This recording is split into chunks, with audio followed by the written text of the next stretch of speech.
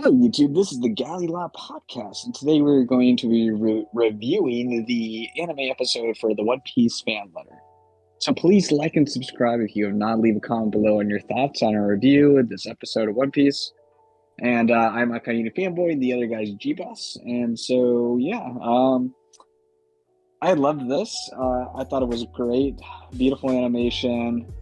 A really nice just like change of pace to kind of look at the different world of One Piece, where it's like a combination of like slice of life, fan fiction, but then like just seeing the plot in a different way, and I think even emphasizing the depth even more, like let's just say the gravity of Marineford, or showing the hierarchy of corrupt Marines and the common day people, and just like what it's like to be a good Marine in the Navy. So you're just really providing good explication of the themes that are already present in One Piece. Yeah. I agree with you. The this whole special just kind of blew my expectations out of the water. With what they could do with the animation. And of course it's directed by Megumi Ishitani, who's done like so much good work for the series. But yeah, I love the style of this, and like you said, the focusing on the non-powered people in the world really puts in perspective how terrifying the One Piece world can be. Yes. Yeah, and I think that's kind of the whole point, like kind of at the end with the fan letter girl. I wish that's the only thing I didn't like. I wish they all had names instead of saying the older brother and the younger brother and the shopkeeper and the fan letter girl. Yeah. But yeah. I think that's kind of part of the point, though. It's just like these are just everyday people who aren't big parts of the story, Like I think there's like kind of a point in that, but they don't have names. Yeah, that's a good point. But yeah, I love the whole opening part where you see kind of like the highlights of Marineford, and you see it later on from a normal person's perspective. Yeah. I mean, yeah, it just shows how like terrifying that war is, and I think it makes it like just more.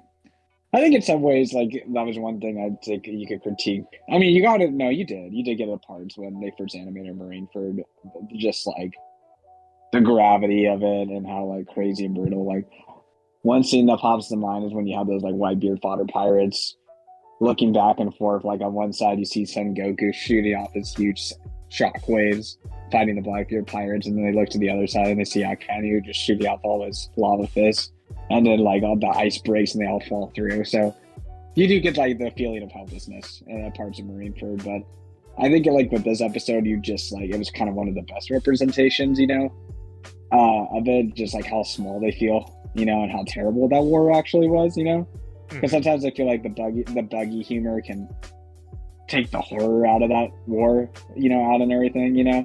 But then like Kobe having his breakdown at the end like recenters the trauma, Yeah.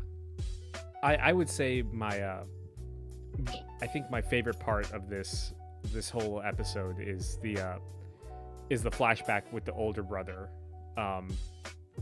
like going back to save his younger brother from being stuck in the ice, even though like all the Kizaru lasers are destroying everything. And then you get the montage of them fighting desperately, and they're about to get like sandwiched in between Crocodile and Mihawk clashing. Yeah. It's great. I love it. And there's also that cool shot where Akainu just shoots up all of his lava fists too in the sky, And it's just like, oh yeah, I mean, like they have a monster that monster's leading their side, but like at the same time they're like collateral damage. And I thought some of the Kizaru lasers were actually pacifistas too, I think, right? Yeah, I mean it can be ambiguous to where they're exactly. Yeah, it can be. From. And because I was thinking just that one poor part in Marineford where Sentomaru orders the pacifistas to fire, even though it hits some Marines in the process. You know. Mm-hmm. So I thought like that was maybe the connection there, but yeah, no, it's just like it's just great, and like just him being stuck under oars too, Yeah, was just like, oh my gosh, like this is pretty shitty, you know? Yeah, but I mean, I think that even with all this like heavy stuff in the episode, there's also a lot of comedy in there between the girl running around and especially with the bar, where I swear like the writers must have watched One Piece YouTube like power scaling videos. Yeah, because our channel. they're just it's just an encapsulation of everything that is talked about, like between Mihawk and Zoro. They even bring up Vista when talking about it, and then when they're bringing up like the strongest swordsman, of course someone has to bring in Akainu into it. Of course. And of course it all brings around to downplaying Sanji in the end. Yeah. And you just cut some on or everything. Yeah. No, good stuff. Really good stuff. Yeah, no, it was just, I don't know, just really refreshing. And I know we had this incredible episode with Kobe and things like that too, with Garp and everything. So it was just a kind of a good way to just help you like ruminate and to appreciate the whole series as a whole, you know? Yeah. And I also love how there's the one scene where the older brother Marine and the girl are kind of stuck in the bookshop with when they're hiding from the insects from Usopp's island, and they're talking about like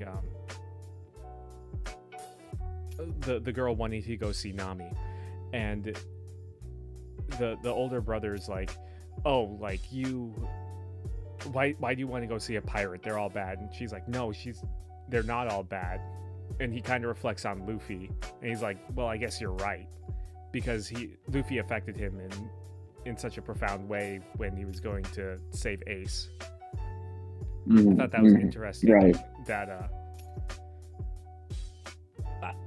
I could see like potentially that kind of affecting people with toward the end of the series too, you know? If this is kind of like a microcosm of the ideas, especially like when Luffy does the jet pistol to defeat the pacifista, and the older brother's just smiling, saying, "Oh yeah, he looks great." Yeah, for sure. Yeah, no, it's just a lot of awesome elements in play there. Just really good stuff. Yeah. No, yeah, I just generally enjoyed it. Like I said, yeah, it just brought out like a lot of the great parts of One Piece. You know that. You know, we can neglect sometimes. Yeah. Yeah. So, I don't know if I'm reaching with this, but I did think it was interesting, kind of the symbolism that we see throughout the episode, with the different puzzle pieces being put into place, and how it all kind of starts with one piece being put down, and everyone building connections from there. Because you see, like at the end when she's getting on the the ship to prevent them from sinking the Straw Hat ship, that all the different people from the story kind of put their puzzle pieces, quote unquote, into place. Like the older brother does, the shopkeeper with the kids who want to see Brooke. Even I only noticed this. I watched this like 3 times, and when she jumps on the boat, like they get distracted because the bounty posters fall down, and those were from the people in the bar who lost them earlier in the episode in a bubble that floated off. So like all these different like puzzle pieces connecting together. And I'm wondering if that's Mhm. also kind of a different interpretation of One Piece in a way. Yeah, no, for sure. No, that's a good take. Yeah, I think that's interesting. Mm-hmm. But yeah, I think this is like the highest rated thing on my anime list, which is like a big website ranking stuff. I think it's rated higher than Full Metal Alchemist and Free Ren. Let's go. Yeah. That's sweet. Yeah, I know it's going to be a long hiatus until the next anime episode, but it would be cool if they kind of can sprinkle in some more anime stuff, like killer stuff like this too. You know, I think that'd be great. You know, and also animate the cover stories as well. Yeah. Especially if they're going to be important. For sure, 100%. Yeah, there's definitely quite a few that they can hit up. Yeah. Sure. All right. Well, anyways, just for the closing thoughts there, and so just please like and subscribe, everyone. If you have not, leave a comment below, give your thoughts on this review and for the episode itself. And we will try to get some more One Piece content out. I know Oda's feeling sick right now, so got to keep him in our prayers. Hope he gets better. And yeah, we'll definitely try to get some episodes out to fill the gap in the meantime. Yep. For sure. All right. Well, this is the Galley La Podcast signing off. Peace. See ya.